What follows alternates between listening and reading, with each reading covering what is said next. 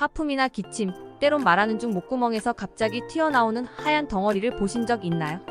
이 덩어리 만져보면 물컹하고 냄새는 마치 천년 묵은 화장실 마냥 구린내가 진동합니다.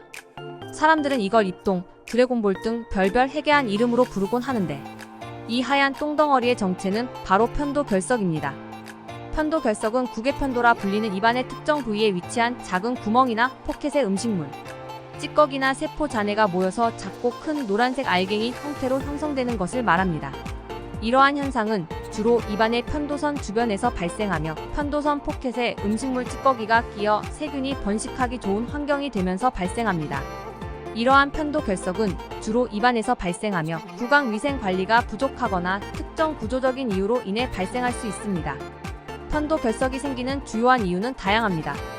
이러한 이유 중에서 가장 대표적인 것은 다음과 같습니다. 1. 편도염. 편도염은 편도 내 세균에 의해 발생하는 급성 감염으로 전신의 저항력이 감소했을 때 발생할 수 있습니다. 편도염은 편도 내부에 염증과 감염을 유발하여 편도결석의 형성을 촉진할 수 있습니다. 2. 구강위생 불량.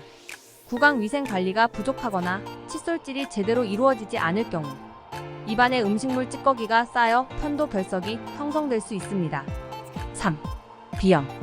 비염은 코의 염증으로 인해 콧점막이 부어오르는 질환입니다. 이러한 증상으로 코에 구조적인 문제가 발생할 수 있으며 후비루 증상이 있는 경우 후비루가 편도를 자극하여 편도결석이 발생할 수 있습니다. 4. 축농증. 축농증은 편도 내부에 있는 농양이나 염증으로 인해 발생할 수 있습니다. 편도 내부의 염증이나 감염으로 인해 편도결석이 형성될 수 있습니다.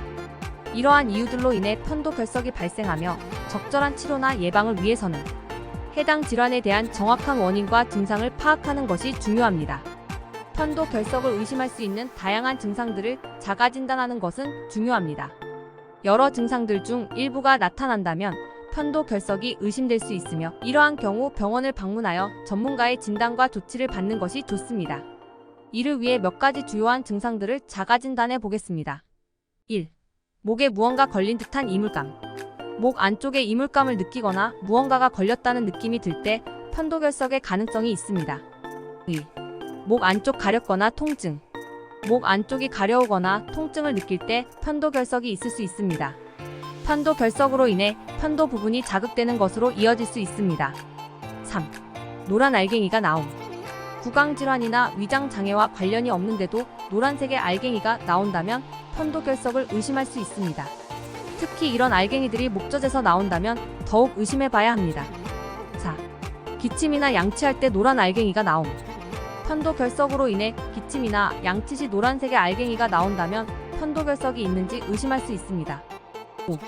편도 부위에서 노란 알갱이가 시각적으로 확인됨. 편도 부위에서 직접적으로 노란색의 알갱이가 시각적으로 확인된다면 편도결석의 가능성이 크다고 볼 수 있습니다. 6. 양치질을 해도 개운하지 않고 냄새가 난다. 양치질을 잘하는데도 뭔가 목구멍에서부터 똥냄새가 올라오는 요상한 기분이 든다면 편도결석일 가능성이 높습니다. 편도결석의 치료 방법은 편도결석의 크기, 위치 및 상태에 따라 달라질 수 있습니다. 일반적으로 사용되는 치료 방법은 다음과 같습니다. 1. 비수술적 치료. 구강 청결 유지. 가장 기본이지만 편도결석의 재발을 방지하기 위해 구강 청결에 특별한 주의를 기울이는 것이 중요합니다. 이는 칫솔질, 혀 클리닝, 적절한 치약 사용 등을 포함합니다. 직접적인 결석 제거. 이비인후과에 방문해서 편도결석을 제거하는 방법도 있습니다. 하지만 금세 다시 생겨버리기 때문에 정기적으로 방문 제거해야 합니다. 혼자서 해보겠다고 거울을 보면서 면봉이나 젓가락 등으로 개인이 대충 제거하려고 하면 오히려 구멍이 넓어지고 세균에 감염돼 편도염이 심해질 수 있으니 되도록 물리적인 방법은 피해야 합니다. 샤워기를 목구멍에 쏘는 사람도 있는데 이것도 마찬가지로 목구멍에 상처만 나고 구멍이 오히려 커져서 결석이 더 많이 생길 수도 있습니다. 피지도 억지로 짜면 모공이 넓어지고 더 많은 피지가 생기는 것과 같다고 보면 됩니다. 2. 수술적 치료. 편도절제술은 편도선의 일부 또는 전체를 제거하는 수술적 치료 방법입니다. 편도절제술은 편도결석이 자주 발생하거나 크고 깊은 위치에 있을 때 고려됩니다. 이 방법은 재발 가능성이 낮지만 수술에 따른 합병증 및 회복 기간이 있을 수 있습니다. 치료 방법은 개별적인 상황에 따라 달라지므로 편도결석의 증상 및 치료에 대해 자세히 이야기하고 의료 전문가의 지시를 따르는 것이 중요합니다. 그럼 편도결석을 예방하는 방법은 무엇일까요? 사실 편도결석은 수술 등의 병원 치료보다 예방부터 하는 게 중요합니다. 예방법으로는 1. 구강 청결 유지. 매일 규칙적으로 칫솔질을 하고 혀 청결을 유지하는 등 구강 위생에 특별한 주의를 기울입니다. 구강 청결이 좋으면 편도결석이 형성되는 환경을 줄일 수 있습니다. 비알코올성 가글로 자기 전과 기상 후에 20초 정도 가글해주면 목구멍에 세균이 쌓이고 결석이 생기는 걸 조금은 방지할 수 있습니다. 2. 식습관 관리. 잠들기 전에 음식을 섭취하지 않거나 꼭 먹어야 한다면 잠들기 약 3시간 전에는 가벼운 음식만 먹는 등으로 식습관을 조절합니다. 특히 너무 딱딱하거나 건조한 음식은 편도에 찌꺼기가 남을 수 있으므로 부드러운 음식을 선호하는 것이 좋습니다. 3. 면역력 강화. 건강한 식습관을 유지하고 충분한 수면을 취하여 신체의 면역력을 강화합니다.